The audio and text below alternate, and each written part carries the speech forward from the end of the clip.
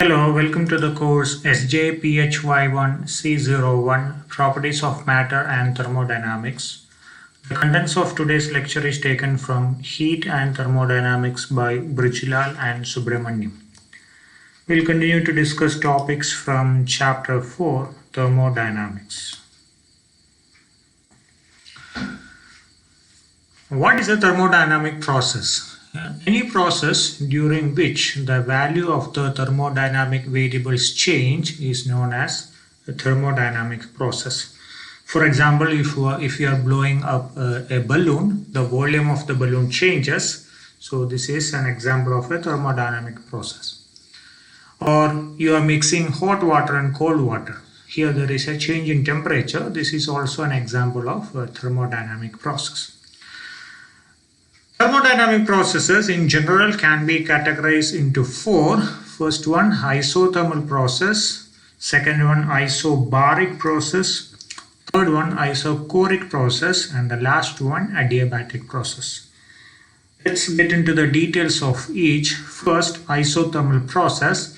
As the name suggests, this is a process where temperature of the system remains a constant. Since internal energy is a function of temperature, during any isothermal process, the internal energy is a constant or change in internal energy delta U equal to 0. Typically, in the case of isothermal processes involving gas, pressure is inversely proportional to volume, or taking volume to the left hand side, you can write pressure into volume is a constant. So if you have a gas which is at an initial state P1V1, which isothermally changes to a final state P2V2, since PV is a constant, I can write P1V1 equal to P2V2. Let's talk about one of the examples of an isothermal process. Imagine that you have some ideal gas kept inside a cylinder which has conducting walls. And on top of the cylinder there is a piston which is smooth, meaning it can move up and down freely and also frictionless, so that there is no loss of energy due to dissipative forces like friction. Suppose you are moving the piston down. So what happens when it comes down? The volume of the gas decreases, and consequently the pressure of the gas increases, right? The molecules are going to collide with each other, so there is a greater force per unit area exerted on the piston. As a result, the pressure increases. So volume decreases, pressure increases. That is the inverse relation we have talked about earlier. As a result of this increase in pressure, one more thing will happen. There is an increased collision between the gas molecule. As a result of this, the temperature tends to increase. But remember, the cylinder has conducting walls. So when the temperature inside tends to increase, heat is released from inside to the surrounding media so that temperature remains a constant.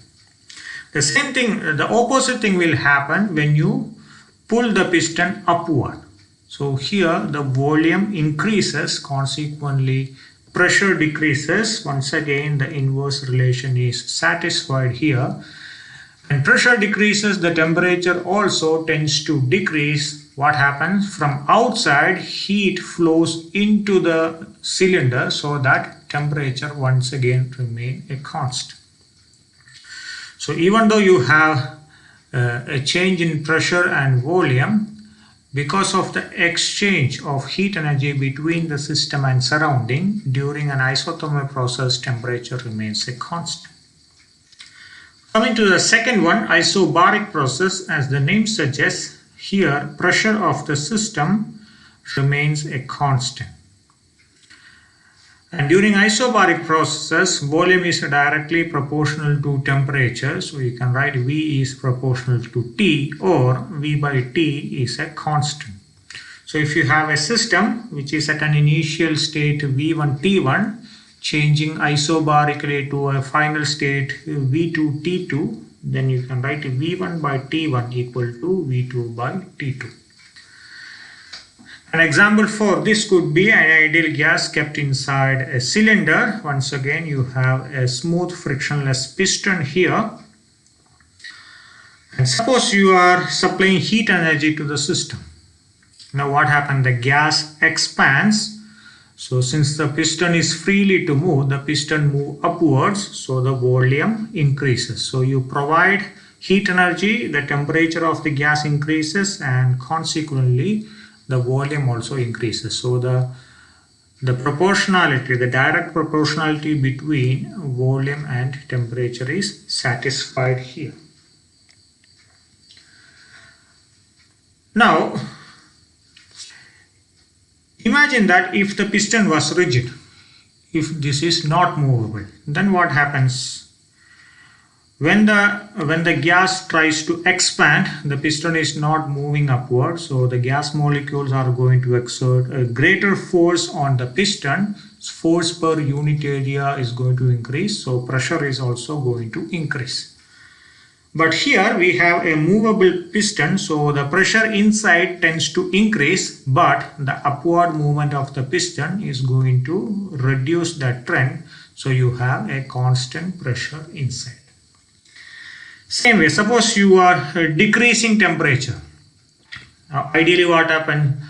The gas molecules shrink, so you have a decrease in pressure, but the piston is movable, so when the gas shrinks, the pistons come downwards so that the pressure once again remains a constant.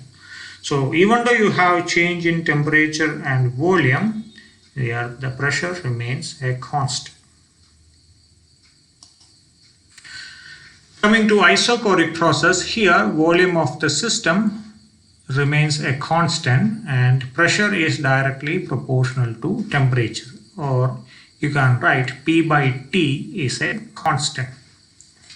So if you have a system at an initial state P1 T1 changing isochorically to a final state P2 T2, you can write P1 by T1 equal to P2 by T2. An example for this is once again ideal gas kept inside a cylinder where the piston is rigid. The piston doesn't move.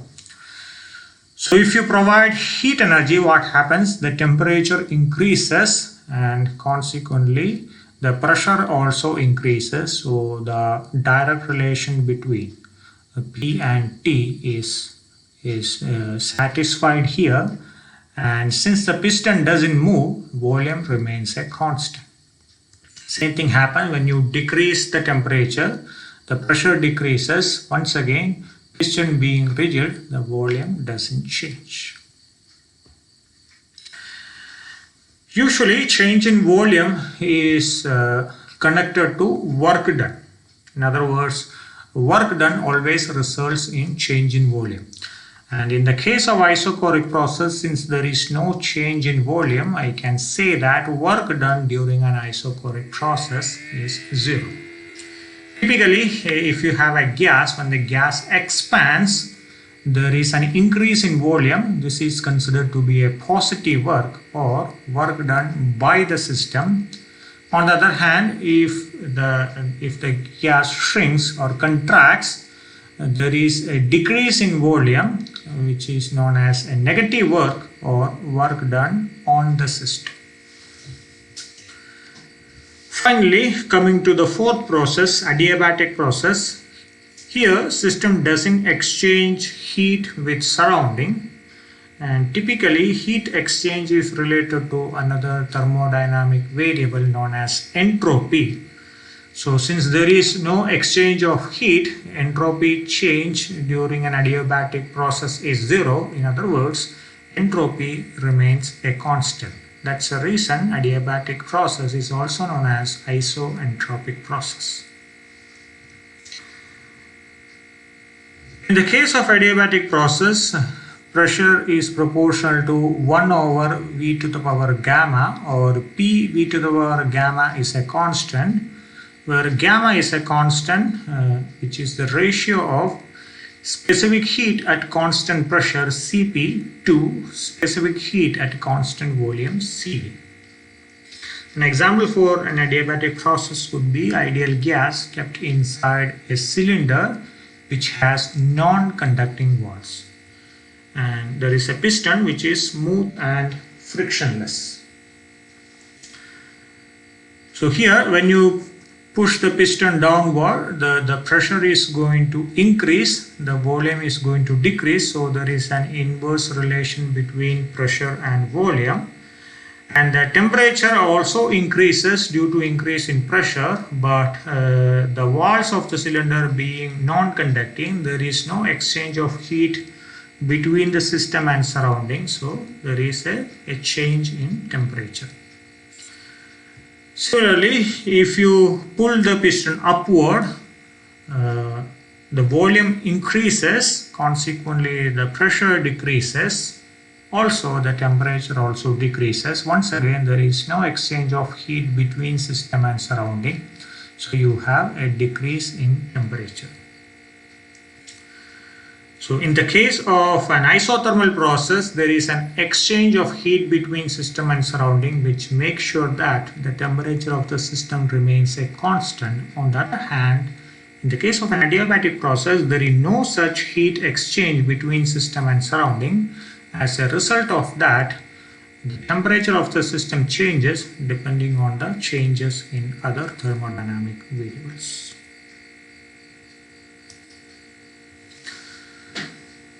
There are different ways you can study state of a thermodynamic system or the dynamic behavior of a thermodynamic system. One of the methods could be writing down a differential equation using various thermodynamic variables. Similar to the equation of motion you write in classical mechanical system. And you solve this differential equation, then you get the dynamic behavior of the system. Alternatively, you can also use a pictorial method.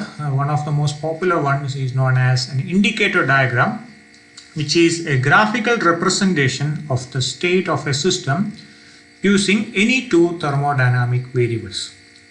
Shape of the diagram typically depends on the nature of the process. There are four popular indicator diagrams.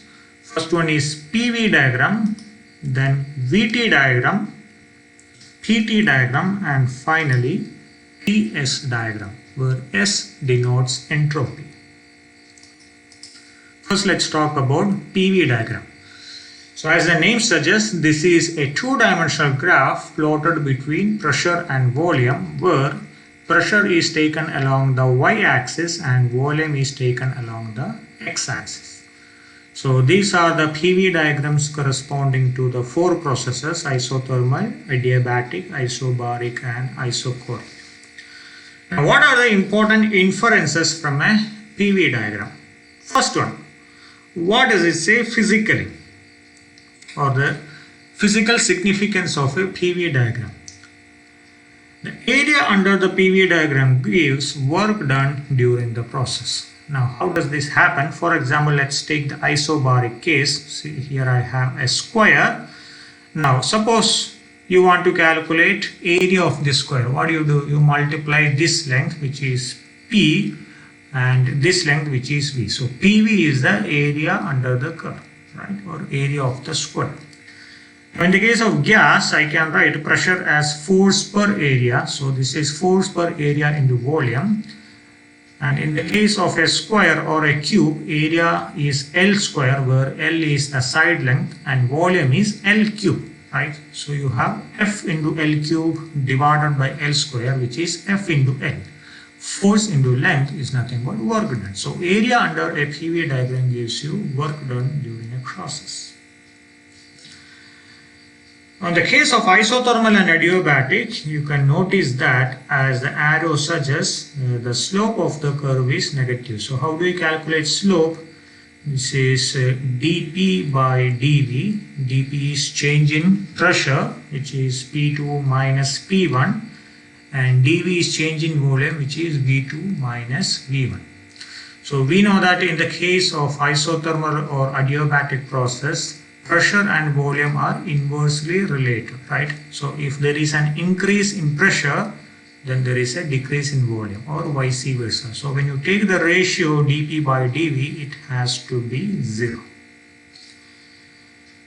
If you compare isothermal and adiabatic process, even though they look almost similar, there is a fundamental difference which becomes clearer if you plot these two together. Now from this graph, you can easily make out that the adiabatic process is much more steeper compared to isothermal process, or the slope of adiabatic process is higher compared to the slope of isothermal process. Now if you calculate the area under the graph, you can easily make out that area under the adiabatic curve is less compared to area under the isothermal curve. In other words, work done during an adiabatic process is less than work done in the case of an isothermal process. Now what's the reason for this? We will discuss this in detail in the subsequent sections. And if you look at the isobaric graph, it is a straight horizontal line, and if you calculate the area under this graph, it happens to be the highest among all these four. So in the case of an isobaric process, the work done is maximum. Moving on to isochoric process, this is a straight vertical line, and what is the area under a line? Line is something which has negligible width, right? So area under this curve is 0. So in other words, work done during an isochoric process is 0. This is what I have said earlier. Work is always identified with change in volume. Since in the case of an isochoric process, volume remains a constant, work done is 0. So these are some of the inferences you can derive from a typical PV diagram. Moving on to VT diagram, here volume is plotted along the y-axis and temperature is plotted along the x-axis. So in the case of isothermal, since temperature remains a constant, you have a straight vertical line. Then you have adiabatic, isobaric. Once again, in the case of isochoric, volume remains a constant, which yields a straight horizontal line. Moving on to PT diagram, where pressure is plotted along the y-axis and temperature plotted along the z-axis, x-axis. In the case of isothermal, PT diagram is a straight vertical line, and in the case of isobaric process, this is a straight horizontal line. So you will have to remember PV diagram for all the four processes. In the case of VT and PT, you need not remember all this. At least remember where all the straight lines occur. Okay, so in the case of VT, isothermal and isochoric give you straight lines. Similarly, in the case of PT, isothermal and isobaric give you straight lines. Moving on to the last one, TS diagram, where, as I said earlier, S denotes entropy. Now, what is entropy? Entropy is a measure of system's thermal energy per unit temperature that is unavailable for doing useful work. Usually, work is derived from ordered molecular motion. So when I say energy which is unavailable for doing work, it means that we are talking about energy which is lost in the process of disordered molecular motion. That's why entropy is considered to be a measure of molecular disorder or randomness in the system. Now, the change in entropy ds is defined as heat exchange divided by absolute temperature. Absolute temperature means temperature measured with respect to 0 Kelvin or in the units of Kelvin. So always remember, in thermodynamics, especially when you solve problems, temperature is not defined in terms of degrees Celsius but in terms of Kelvin. So you always need to convert between these two units carefully. Now these are the TS diagram for isothermal, adiabatic, isobaric and isochoric process. And what is the physical significance of TS diagram? The area under the TS diagram gives amount of heat exchange during the process. So here I defined what is change in entropy. This is heat exchange divided by absolute temperature. So when you take the product of temperature and entropy, so temperature cancel, you have heat exchange during the process. Now, as you can make out in the case of adiabatic process, area under the curve, area under the vertical line is 0. So that's why the heat exchange delta Q during an adiabatic process is 0.